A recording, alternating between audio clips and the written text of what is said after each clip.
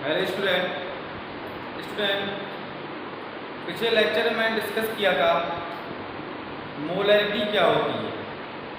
तो मोलैरिटी के लिए मैंने बताया था आपको number of moles of solute which are present in 1 litre of solvent, 1 litre of solvent नहीं 1 लीटर ऑफ सॉल्यूशन।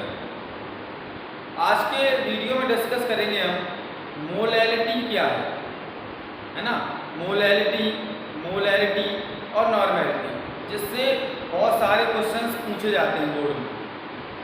तो मोलैरिटी को डिस्कस कर चुके हैं। एक बार फिर से मैं मोलैरिटी का फॉर्मूला लिख देता हूँ साइड में। क्या बताया था molarity? Number of moles of solute upon volume of solution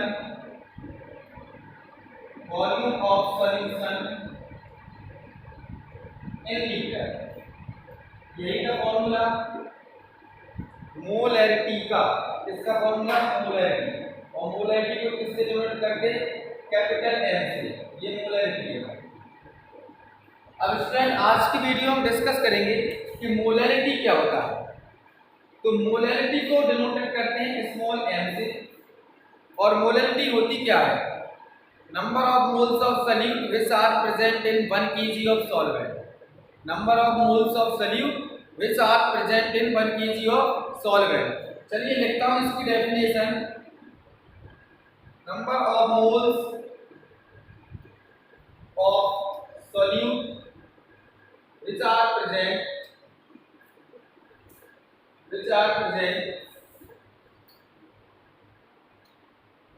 in 1 kg solvent। इतना फर्क होता है स्टूडेंट में। उसमें ले लेते हैं हम volume of solution in litre. इसीलिए तो हमने इसको कंसंट्रेशन टर्म्स में आपने देखा होगा। तो मोलैरिटी को रखा था मास वाले टर्म्स में, और मोलैरिटी को रखा था किस वाले टर्म्स में? वॉल्यूम वाले टर्म्स में, क्योंकि वॉल्यूम से रिलेटेड है। और टेम्परेचर बढ़ाने से इसका वॉल्यूम डिक्रीज या इंक्रीज कर जाता है। बट इसमें टेम्परेचर का कोई फर्क नहीं पड़ता। ये बात पहले भी डिस्कस कर चुका हूँ। तो क्या बनेगा मोलैरिटी का फॉर्मूला? मोलैरिटी इक्वल्स टू आएगा number of moles of solute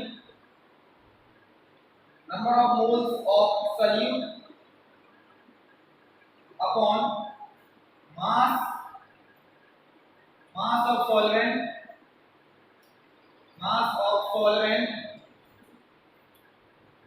in KG.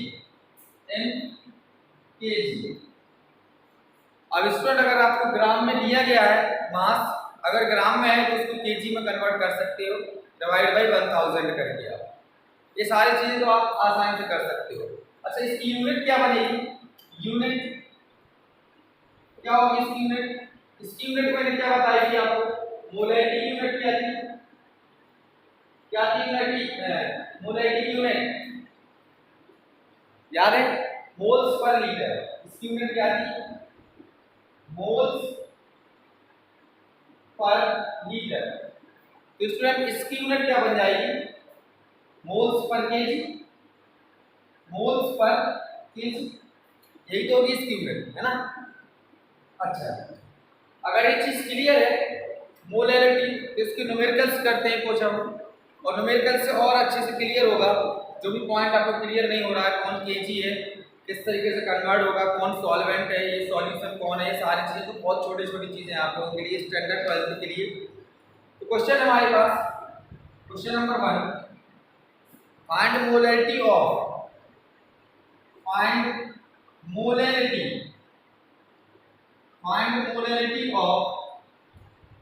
20 gram NaOH, 20 gram NaOH dissolve in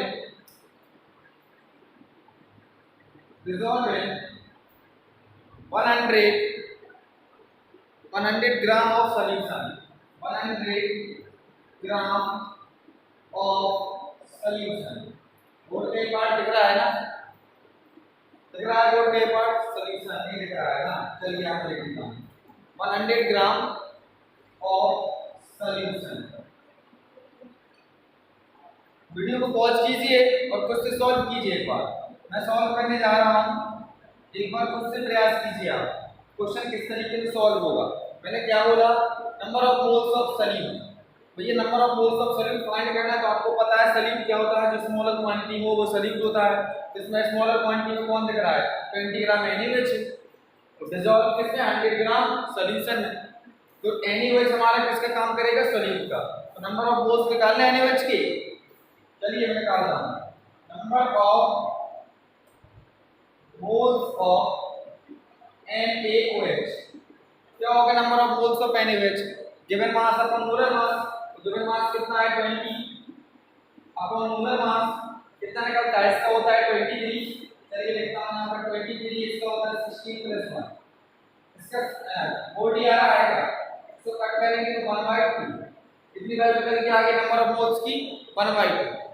अच्छा अब रख दीजिए formula, molarity is equal to क्या होगा, number of moles of solute कितने निकले हैं 1/2 upon mass of solvent in KG.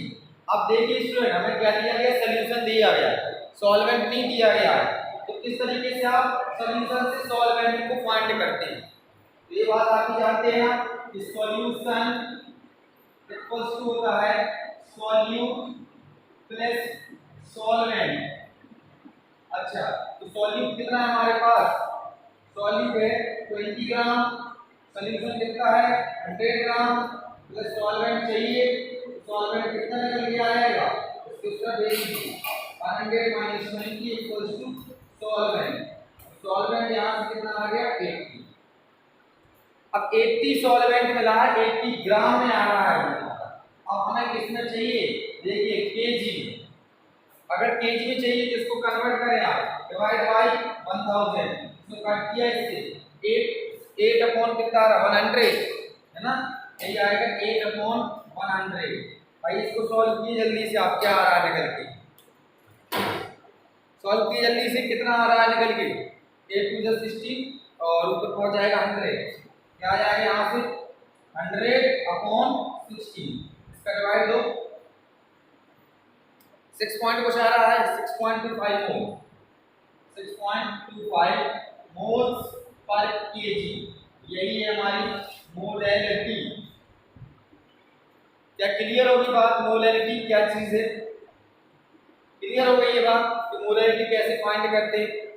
अच्छा इसके एक क्वेश्चन और देख लेते हैं, पहले इसको नोट डाउन करें आप जल्दी से इतना, अगर ये बात समझ में आ गई तो इतना जल्दी से नोट करें आप। तो नेक्स्ट क्वेश्चन की ओर चलता हूं,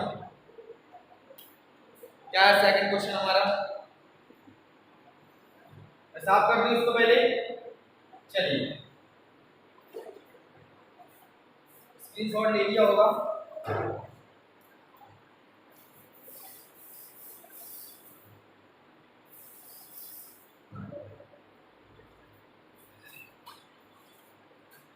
याद रखिए number of moles of solute this are present in 1 kg of solvent, 1 kg solvent में कितना सॉल्यूट प्रेजेंट है, इसी को बोल देते हैं molarity.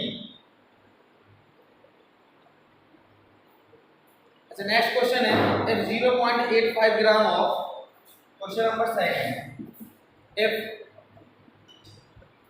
0.85 gram of ammonia,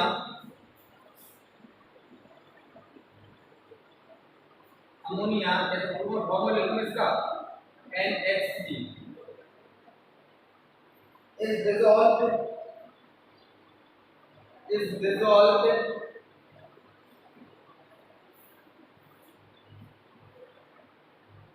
in 100 ml of solution, 100 ml of solution,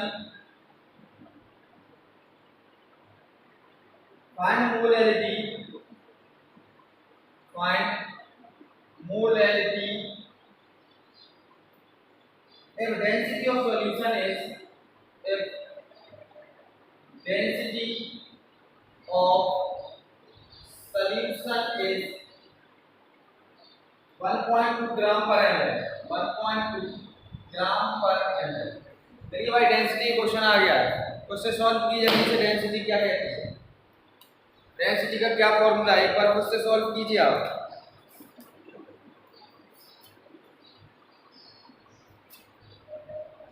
हो गया सॉल्व कर लिया, मैं सॉल्व करूं? चलिए भाई सॉल्व करता हूं यार। देखिए पहले तो molarity is equal to formula लगाएंगे। Molarity equals to number of moles of solute upon mass of solution, mass of solution in KG. अब देखिए बेटा क्या होगा, number of moles of solute कितने दिए गए, उसमें कहा 0.85 ग्राम ऑफ अमोनिया।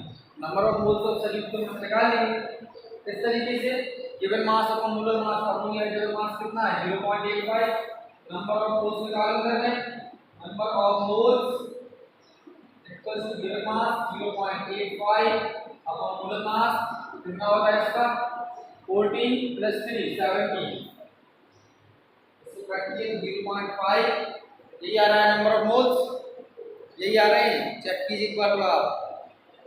हाँ 0.5 आ रहे हैं।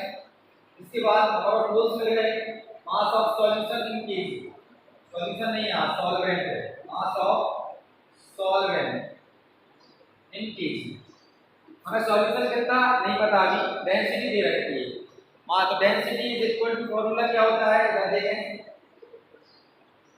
डेंसिटी इज इक्वल टू होता है mass upon volume, mass upon volume होता है ना। तो डेंसिटी कितनी है 1.2, मास पता नहीं है और हम वॉल्यूम दे रखा है डिसॉल्व में 100 ml। तो यहाँ पर मास हम चाहिए तो मास को लिख लीजिए, मास अपॉन वॉल्यूम में 100।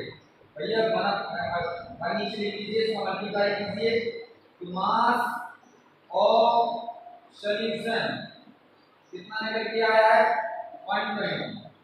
ये किसमें आ रहा है ग्राम में, और सॉल्यूशन आया है कितना याद रखना, ये किसमें आया है ग्राम में, सॉल्यूशन है।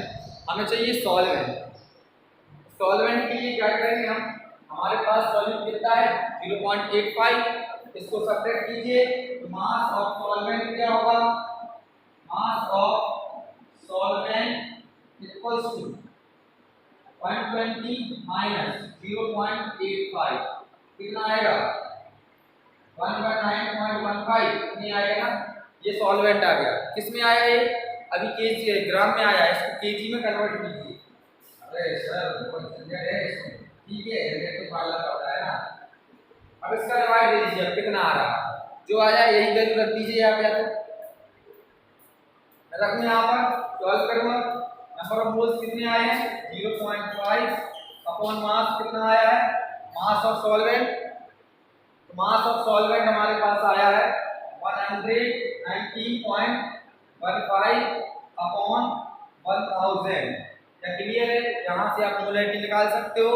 चलिए निकाल लीजिए जल्दी से,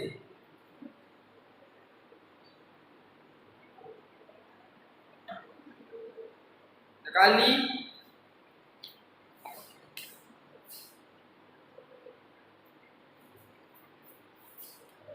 चलो भाई सॉल्व कर लिया होगा, तो क्या मोलैरिटी वाले टर्म्स को खत्म करें हम, मोलैरिटी बन जाएगी। नेक्स्ट टर्म की ओर चले, एक टर्म और बचा है हमारा नॉर्मैलिटी, है ना। नॉर्मैलिटी को देखते हैं, तो उससे भी काफी क्वेश्चन बनते हैं नॉर्मैलिटी से। साफ कर दूं इसको, सॉल्व कर लोगे आप, इसका आंसर आपको मिल जाएगा।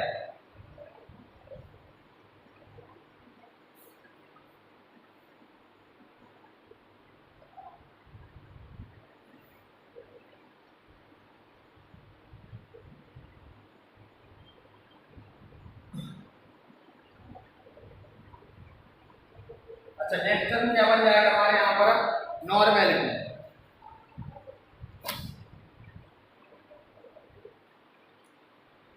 वन मिनट बेटा,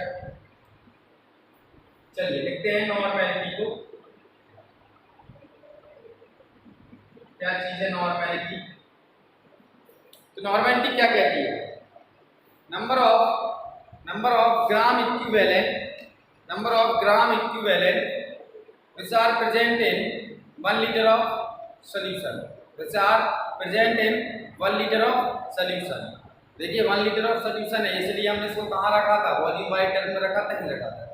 अब इसकी डेफिनेशन क्या करेंगे, number of gram equivalent which are present in 1 litre of solution. ठीक है, क्लियर हो गया डेफिनेशन। लिख दूं number of gram equivalent, number of gram equivalent, यहां से लिख रहा हूं, ये लिख रहा है, लिख रहा आपको, चलिए इसको इससे लिख दे रहा हूं, अगर राइट से नहीं लिख रहा है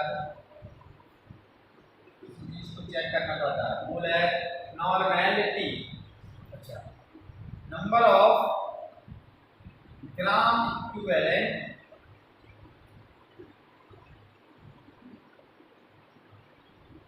number of gram equivalent which are present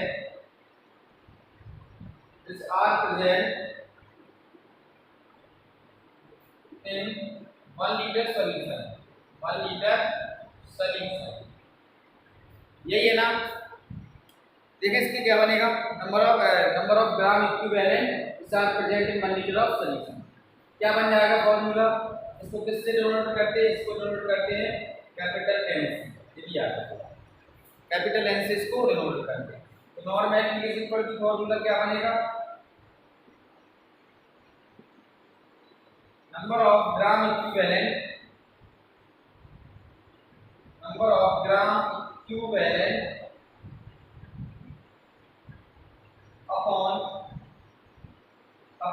volume of solution, volume of solution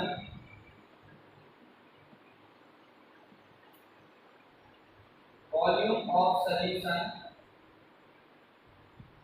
in litre. ये फॉर्मूला हो जाएगा किसका, नॉर्मैलिटी का। नॉर्मैलिटी का फॉर्मूला क्या हो गया, number of gram equivalent upon volume of solution in litre. अच्छा, इसके बाद बात करते हैं थोड़ा सा नंबर ऑफ ग्राम इक्विवेलेंट क्या चीज है, कहाँ से मिलेगा नंबर ऑफ ग्राम इक्विवेलेंट, तो सुनिएगा student, number of gram equivalent equals to होता है गिवन मास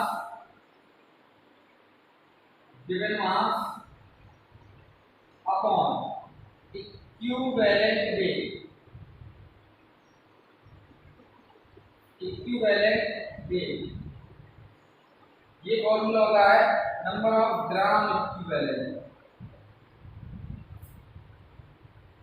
ठीक है ना, क्लियर है। कई बच्चों के दिमाग में क्वेश्चन चल रहा है, सर इक्विवेलेंट वेट क्या चीज है, चलो देखते हैं। Equivalent weight is equal to क्या होता है, इक्विवेलेंट वेट इक्वल्स टू होता है molar mass upon valency factor, molar mass upon valency factor x, valency factor x, उसको वैलेंसी फैक्टर बोलते हैं, वैलेंसी फैक्टर। क्लियर बात, अब तो क्लियर हो गई है ना, वैलेंसी फैक्टर x। अच्छा, अगर a number of gram equivalent आपको निकालना हो तो क्या करने पड़ेगा, पहले राय तक कराना पड़ेगा, है ना, यही सोच रहे हो। अगर नंबर ऑफ ग्राम इक्विवेलेंट निकालना तो पूरा रात फैला ले, जब जाके निकलेगा नंबर ऑफ ग्राम इक्विवेलेंट। क्यों, क्योंकि पहले आपको नंबर ऑफ ग्राम इक्विवेलेंट निकालने के लिए गिवन मास तो मिल जाएगा, इक्विवेलेंट वेट चाहिए, तो इक्विवेलेंट वेट का फॉर्मूला होता है molar mass upon valency factor x। तो मोलर मास आप किसका जो है जिस सब्सटेंस की बात करें तो उसका मोलर मास रख देंगे और वैलेंसी फैक्टर x है। अच्छा, इसके बाद वैलेंसी फैक्टर क्या चीज है ना, ये भी जानना जरूरी है कि वैलेंसी फैक्टर है क्या चीज, समझ, यानी कि x क्या चीज है। तो स्टूडेंट जो भी हमारा सॉल्ट बना हुआ है, इतना समझिए आप, जो हमारा सॉल्ट बना हुआ है वो सॉल्ट कितने आयन से न्यूट्रल है, समझ रहे हैं बात को मैं क्या बोल रहा हूँ। जो हमारा सॉल्ट बना हुआ है वो कितने आयन से न्यूट्रल है, जितने आयन से न्यूट्रल है उसी को बोल देते हैं वैलेंसी फैक्टर। कैसे? ऐसे समझ में नहीं आई होगी बात। अरे एग्जाम्पल देख लो, जैसे मैंने कहा एक मेरे पास है NaCl, ये जो हमारा सॉल्ट बना है NaCl जो कंपाउंड बना है, ये कितने आयन से न्यूट्रल है? तो कुछ चेक करें थोड़ा सा, इसको हम तोड़ के किसमें टूटेगा, Na पॉजिटिव और Cl, तो कितने आयन से बैलेंस है? एक आयन से। तो एक आयन से बैलेंस है, यानी कि इसका बैलेंस फैक्टर हो गया 1, इसका बैलेंस फैक्टर क्या हो गया 1। क्या क्लियर बात है? इसका बैलेंस फैक्टर क्या है, x = 1 हो गया। अच्छा एक और देखें, जैसे मैंने ले लिया MgCl2, भैया MgCl2 का बैलेंस फैक्टर क्या होगा? अब देखो कुछ चेक करें आप, MgCl2 कितने आयन से बैलेंस है? देखिए आप Mg आपको पता है डबल पॉजिटिव बनाएगा, Cl नेगेटिव बनाएगा, अभी तो बैलेंस ना है ना, तो Cl एक नेगेटिव है, इसलिए जो Cl के दो मॉलिक्यूल Cl के दो लगा देते हैं, दो नेगेटिव दो पॉजिटिव, डायरेक्ट क्या बन गए न्यूट्रल। ये बात तो आती है ना कि Cl2 कैसे लगा, क्योंकि इसकी वैलेंस भी 2 होती है, यहाँ पर सिंगल लग जाता है Cl2। ओके, तो कितने आयन से बैलेंस है? 2 आयन से, तो इसका बैलेंस फैक्टर क्या हो गया 2। अच्छा एक अब मैं बोलूं उसको थोड़ा करेंगे यार, जैसे मैं कह दूं जैसे CA3PO4 का वोल्ट का, this is calcium phosphate, calcium phosphate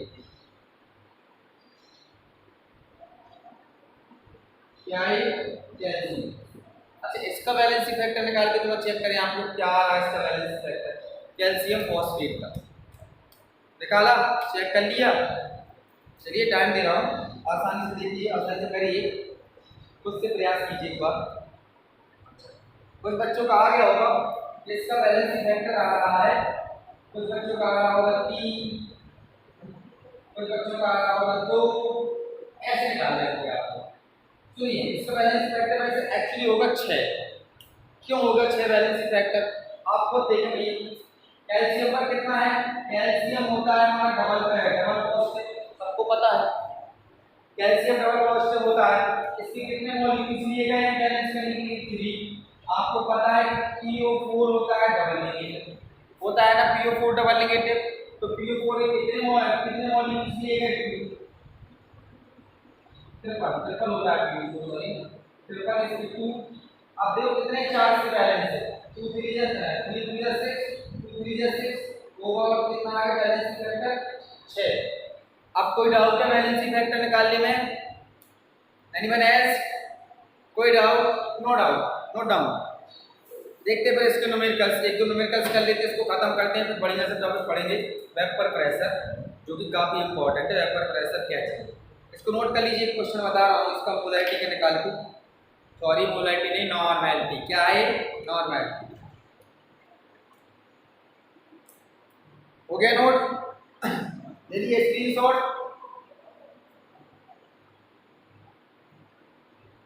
चलिए तो मैं साफ कर दूं, नॉर्मैलिटी का फॉर्मूला सब याद रखने हैं आपको, number of gram equivalent upon volume of solution in litre, upon volume of solution in litre.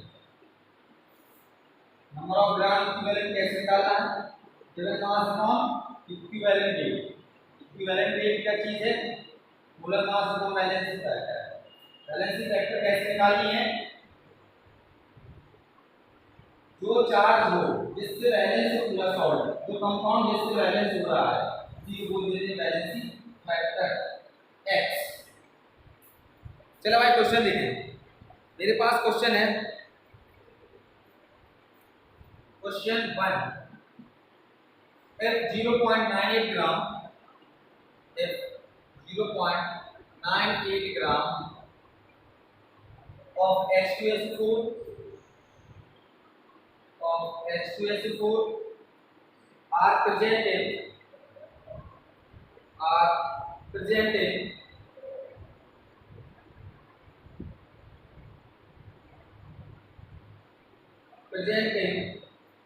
500 ml solution, 500 ml solution,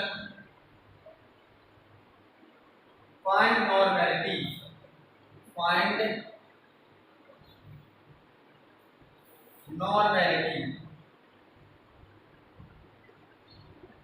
कीजिए सॉल्व, खुद से कीजिए एक बार क्वेश्चन को, नहीं बनेगा मैं सॉल्व कर रहा हूँ। इसके बाद एक बार वीडियो को पॉज करके खुद से प्रयास कीजिए, कीजिए प्रयास। क्या किया, कर रहे हैं आप लोग? यस सर मैं कर रहा हूँ। कर लिया, हो गया होगा सॉल्व, है ना?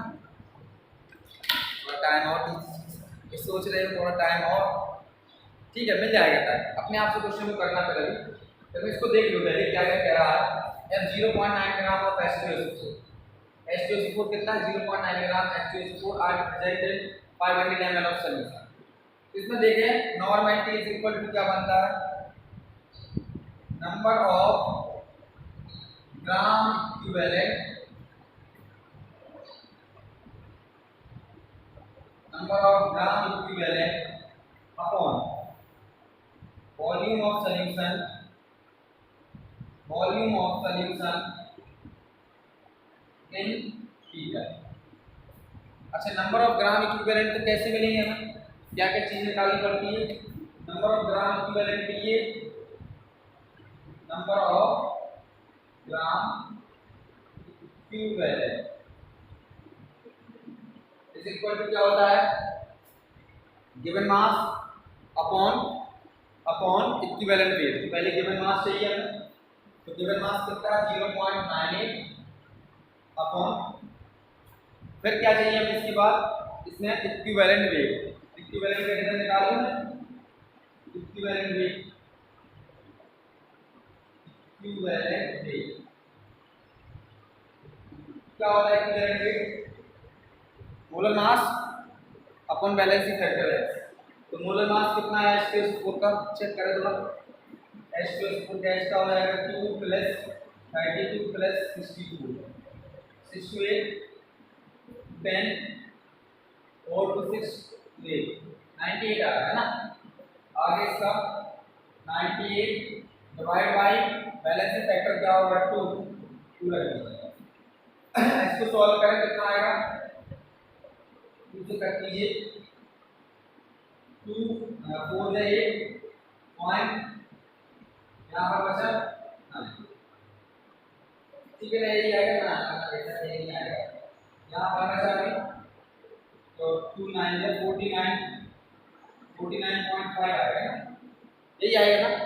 इसको रख दीजिए आप जब तक चाहो तो 98 डिवाइड बाई 2, ये निकला हमारा क्या, number of gram equivalent, given mass upon ये given mass upon equivalent weight. इसकी जगह रखेंगे पूरा नंबर ऑफ ग्राम इक्विवेलेंट, ये सारी चीजें रखेंगे, इसको कट करेंगे 49.5 आ रहा है। क्या कैलकुलेट किया अभी आपने, जो आ रहा था पूरा कटेगा, 2 टाइम का पूरा कट जाएगा, 49 ही आया, सॉरी गाइस 49 टाइम्स कट जाएगा ये आ रहा।